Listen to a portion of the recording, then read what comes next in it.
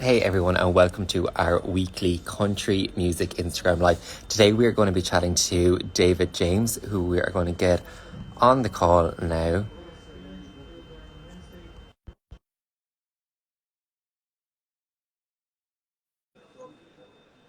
So David is one of the rising stars of the country music scene here in Ireland and a presenter on Highland Radio.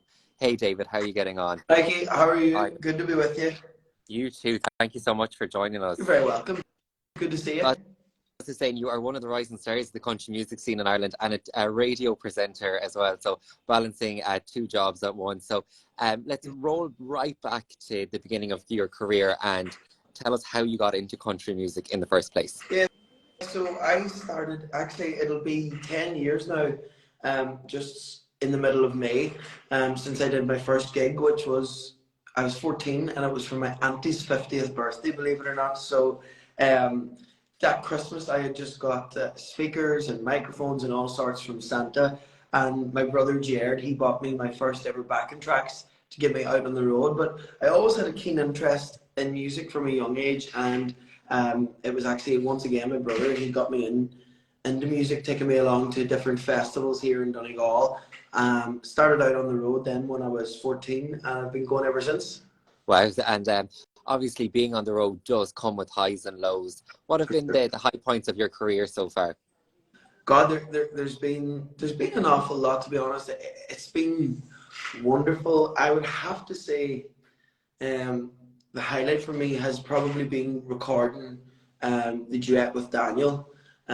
We did a duet, Don't Take the Good Times for Granted, back in 2021.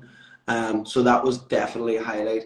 And then performing at some of the festivals in Ireland, you know, the likes of Cowboys and Heroes, and when there's 3,000 or 4,000 people in front of you and you're up on the stage singing, there's nothing like it. So I've been very lucky that over the last number of years we've had some really, really good high points. And what about the low points? Obviously they come with your career as well. Of course they do, and if anything, there's nearly always more low points than there is high points. It's just you don't hear about the low points that often.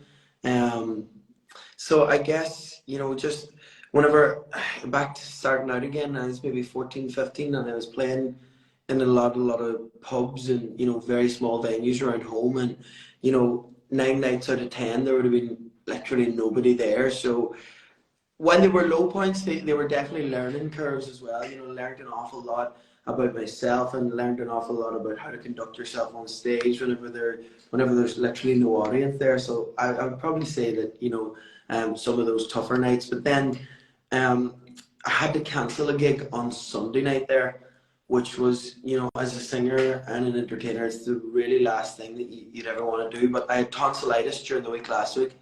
And then that turned into glandular fever, and on Sunday my neck and stuff was all really swollen. I could barely talk, and I had to cancel the gig. And as I say, there's nothing worse than having to cancel. Yeah. And how are you feeling now? You got the water out anyway? Yeah, I'm a lot better now.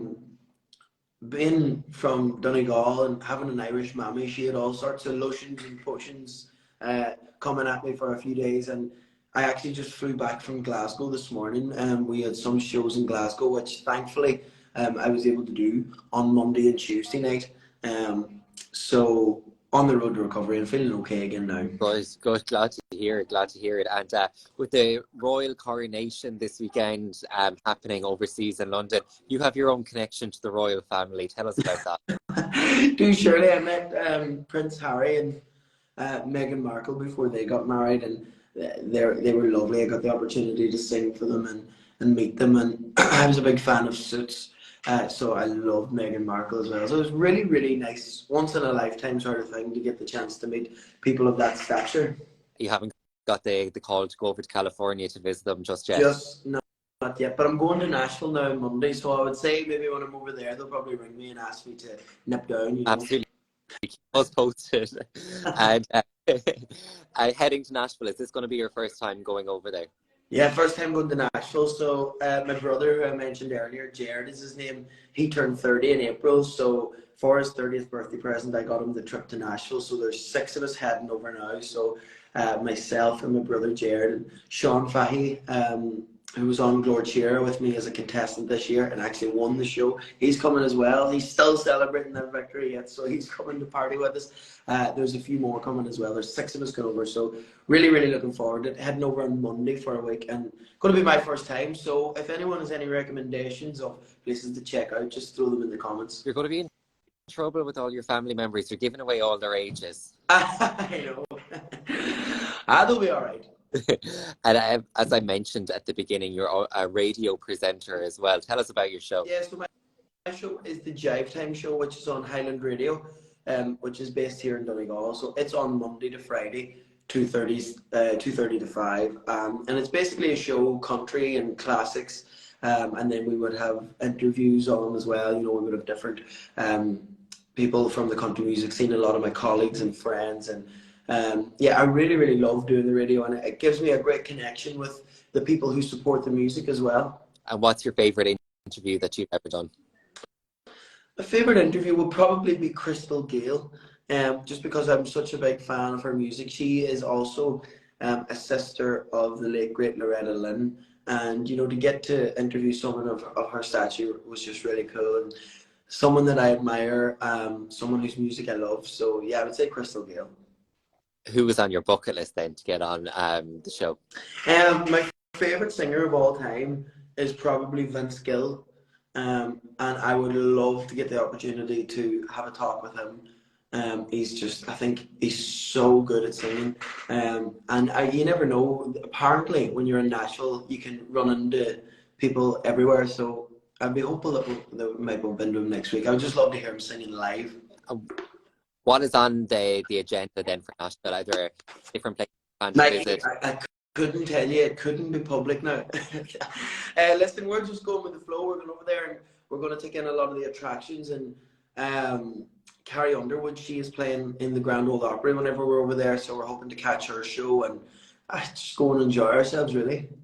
And the Bluebird Cafe? The Bluebird Cafe. We're going to be taking in all those sort of, you know, trademark tourist attractions, hopefully.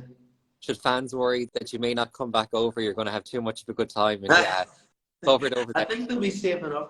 We're over there for a week, and then I'm back for a week, and then I'm away again the following week to Alaska for the Cruise of Irish Stars, which is something I'm really looking forward to. So, you know, Alaska is a place that you probably never get to go naturally, so a lot of us are really looking forward to seeing what that's like. Sounds very exciting.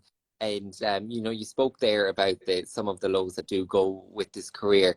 Did it ever deter you from continuing on and, you know, making waves? Did you ever think one night, I'm just going to hang up the microphone and leave this all behind? Oh, listen, there's times, you know, if things go wrong. Not that I would ever consider hanging up the microphone, but it does get you in a bit of a low. But I guess I'm lucky that I have a great family and some great friends around as well, and they always sort of tend to pick me back up and get me back on my feet. Like, as I mentioned there, I cancelled Sunday night's show. I put up a video on my Facebook just to show the people that I literally couldn't talk, and you could see how swollen my neck was and stuff. And then when people seen me do the gig on Monday night, you know, there was some comments that came onto social media saying, oh, miraculous recovery and this sort of thing, and basically giving me a little bit of flack for having to cancel Sunday. But I guess that's just part of what comes with our industry, is learning to deal with things that come on the internet and trying your best to let them go over your head. It's hard though to let those things go. Of course it is. Like, I spoke to the likes of Daniel and Nathan about this, and obviously they are much more well known than me, so they get this 30 times more than me, and they said that even though they let it go over their head, it still sits in the back there, you know, whenever you read these comments. But what can you do? You're just never ever going to please everyone, are you? And lockdown was a very hard time for the music industry in general, but you got a lot of attention around that time because of Daniel O'Donnell and work. So did that work for you more so than working against you? Well, you know, it was kind of, it's 50-50, because on one hand, you know, I wasn't out there gigging and making money, but as you say, I did get a lot of coverage and profile over that sort of 12 to to 18 months, and you know, I had such a great time, and I got stuck into recording my album, which is out actually next Friday. And Yeah. it contains a duet with Daniel. Yeah, www.davidjamesmusic.co.uk to order your copy now. But yeah, it contains the likes of the duet with Daniel and stuff, so I'm really excited to get that out. But no, I'm very grateful for the time that we did spend in lockdown, because as you say, it really helped me get out there. You mentioned Daniel there, and you mentioned Nathan, of course. Is that who you aspire to be as you grow up, I suppose, to use that term? Well, both of them are wonderful artists in their own right, but they're both very individual, and I'd like to try and just be myself and create my own individuality as well. But the two of them have definitely become good friends and mentors for sure over the last number of years, and I really admire the work that both of them have done. Where did the name James come from? Is James your middle name, or was it a stage Yeah, name? yeah, James is my real middle name. So my real name is David McNamee, which is just a bit of a mouthful for people to try and remember and to put on posters and stuff. So we just dropped McNamee and started using my middle name instead. Is there any connection between you and David James, the former? The goalkeeper. Yeah. No connection between us at all. Yeah. But sometimes whenever I'm advertised for places, people, you know, just joke and comment that they're looking forward to seeing the ex-Arsenal goalkeeper and stuff. It's fair enough, fair enough. And this summer, I'm sure you're hoping it's going to be very busy. Will you be in many festivals around the country? Yeah, we're doing lots of festivals this summer, which we're really, really looking forward to. We're doing quite a few here in Donegal. We're doing probably the best value for money festival in Ireland, which is here in Donegal, called the Clonmany Festival. And there's two big bands on there every night for like €6 or €7 on the gate or something. And then we're also doing the likes of Convoy to Cooley, which is a huge day. We're doing the Roscommon Midsummer's Day with the Stars, and there's a lot of festivals which we're really, really looking forward to. And I'm out now with the band full time, which is sort of my first year to be out with the guys all the time, and we're doing lots and lots of dates all over the place, so can't wait. And is that a big undertaking to be out with the band full time? There's a lot of responsibility, and I'm sure no doubt financial responsibility as well that goes to that. Of course, you know, I guess it's up to you and how many gigs you're doing. That depends on what the guys' wages in the band is like. So you're trying your best to get as much work in as possible. But I'm very lucky, and the guys that are with me at the minute, we just have such a great working relationship, a great friendship. So, you know, the crack these 90 out in the van, and we really enjoy it. We really, really enjoy it. No, we're going to finish up, and it's going to let everyone know that you are chatting. I think it's about your favourite song in this month's issue of RSVP Country, which is on shelves now. If anyone wants to keep up with country music, head over to rsvplive.ie/country music. There you'll get the opportunity to sign up as well to our newsletter, which goes out every Monday, bringing you the latest news, interviews, pictures, and competitions from right around Ireland and over in America as well. And this Instagram live series is featured on our feed, so head over to our great at RCP Magazine 1 and scroll down. And David, where can people catch up with you? People can keep up to date with me here on Instagram, Facebook, David James Music, and my website, davidjamesmusic.co.uk. Just want to say as well, big thanks to you, Mikey, and to everyone at RSVP, because you've really taken country music under your wing over the last couple of years, and it's really appreciated by everybody in the industry. You know, for young and up and coming artists to be getting featured in a national magazine, money just couldn't buy it. So thanks very much. It's our pleasure. That's brilliant, David. Have a great weekend, and thanks for joining us. Thanks, Mikey.